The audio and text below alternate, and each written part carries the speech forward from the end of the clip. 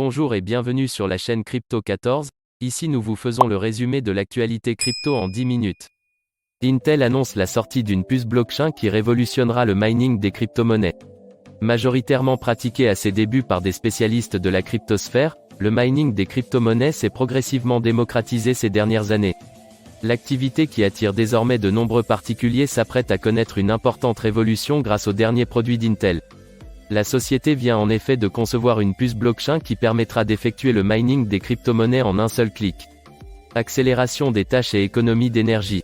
À l'heure actuelle, le mining est une activité qui nécessite un accès à une énergie électrique bon marché et une machine de calcul plus ou moins sophistiquée. La puissance de cette dernière permet notamment d'effectuer plusieurs tâches complexes qui nécessitent un certain temps. La nouvelle puce d'Intel permettra justement d'accélérer les tâches de la blockchain et de réduire la consommation d'énergie. Qui est Brian Brooks? Brian Brooks est une personne qui a permis aux crypto-monnaies de se développer aux États-Unis grâce à sa fonction de contrôleur par intérim de l'Office of the Comptroller of the Currency OCC des États-Unis. Grâce à ses idées pro-crypto, il a réussi à orienter les décisions de cet organisme de contrôle de la monnaie vers une acception des actifs numériques à l'échelle du pays.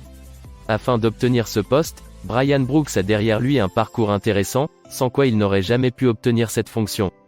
Dans cet article, nous allons voir brièvement qui est cet individu et les implications de sa position favorable aux crypto-monnaies pour le développement de l'industrie blockchain dans son ensemble.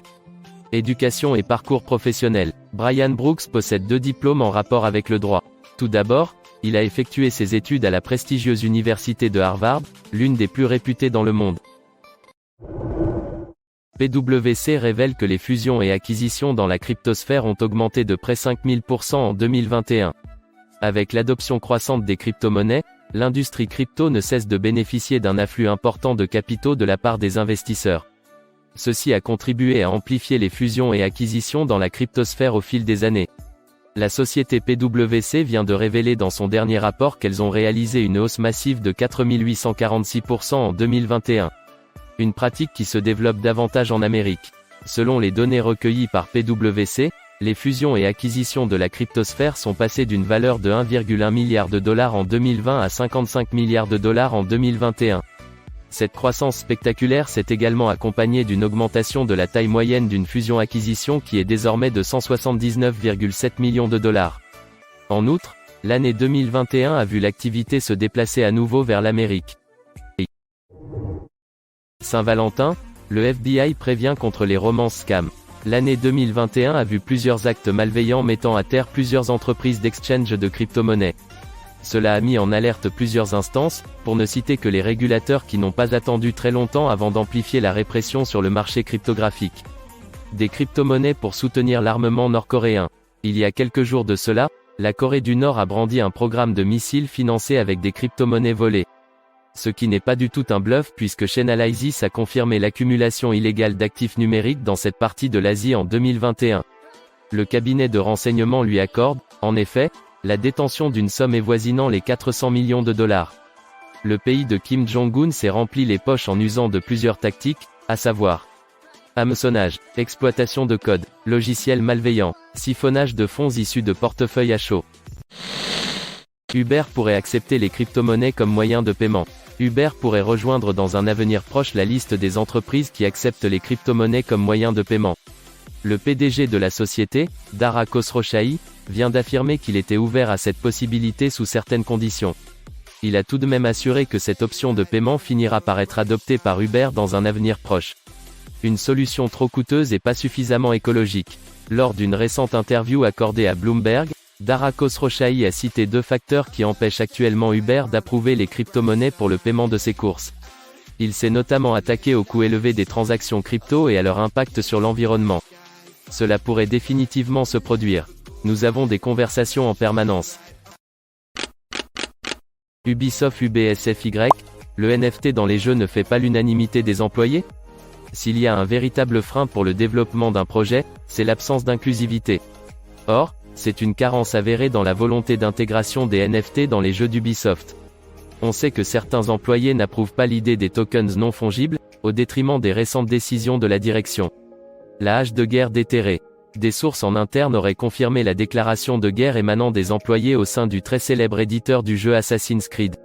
À l'origine de cette grogne, le projet d'Ubisoft visant à intégrer les technologies blockchain, et plus particulièrement les tokens non fongibles NFT dans son écosystème.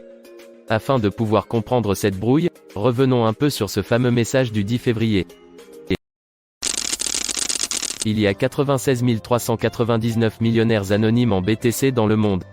Il y a quelques jours, la plateforme Finbold a publié des données qui indiquent que depuis le 10 février 2022, le nombre d'adresses de portefeuille Bitcoin BTC dont le solde est supérieur à $1 million est passé à 96 399. L'information a ensuite été confirmée par bitinfocharts.com. Des millionnaires en BTC dont le nombre diminue. D'après Finbold et bitinfocharts.com, le nombre d'adresses possédant plus d'$1 million en Bitcoin a augmenté de 1368 au cours des 30 derniers jours. Cela correspond à une croissance de 95 031 adresses par rapport au nombre de portefeuilles recensés le 10 janvier 2022.